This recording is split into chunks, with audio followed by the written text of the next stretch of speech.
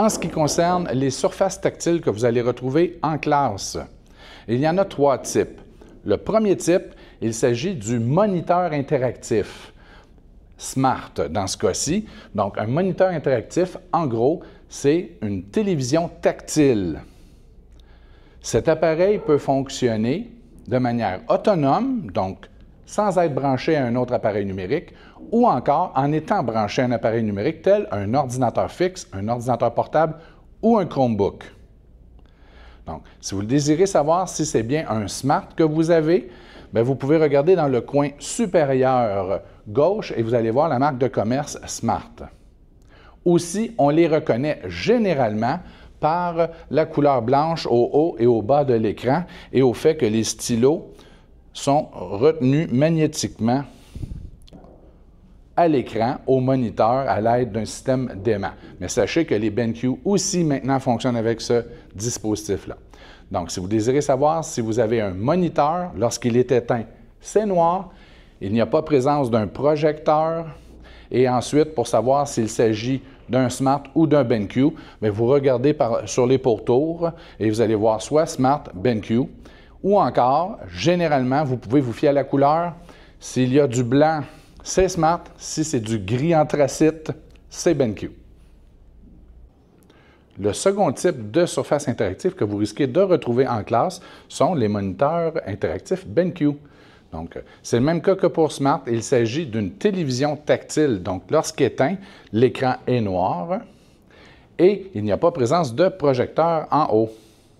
Ce type d'appareil peut fonctionner branché ou non. Donc, en mode autonome, on peut aller sur le web, visionner des vidéos, ouvrir des documents sans l'aide d'un ordinateur puisque c'est une tablette géante. Donc, c'est l'équivalent d'une tablette Android, mais gigantesque.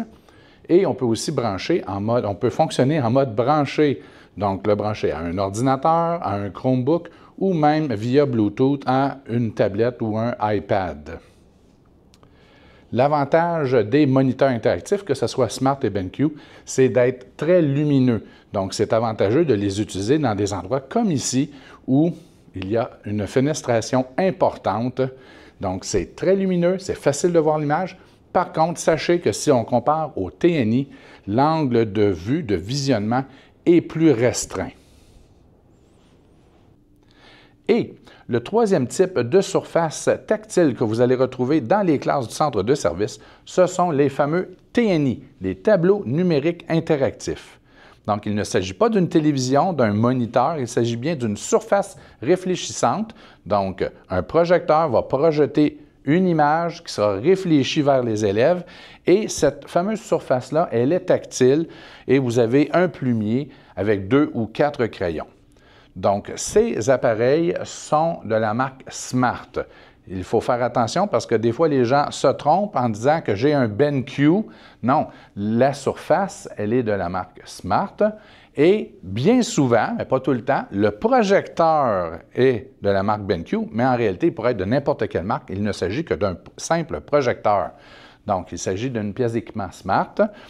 Ce type d'appareil fonctionne exclusivement branché à un appareil numérique. Donc, on doit obligatoirement avoir un Chromebook ou un ordinateur et de préférence un ordinateur branché à cet outil-là.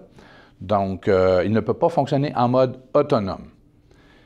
Il y a des avantages à avoir des moniteurs, des avantages à avoir un TNI. Un des avantages du TNI lorsqu'il fonctionne bien et que l'image elle est claire, c'est d'avoir un angle très grand de visibilité. Donc, si vous avez, comme ici où je suis en ce moment, si vous êtes dans une classe où elle est sur la largeur, bien, vos élèves qui sont les plus loin vont quand même bien voir l'image, ce qui n'est pas toujours le cas des télévisions ou, si vous préférez, des moniteurs interactifs.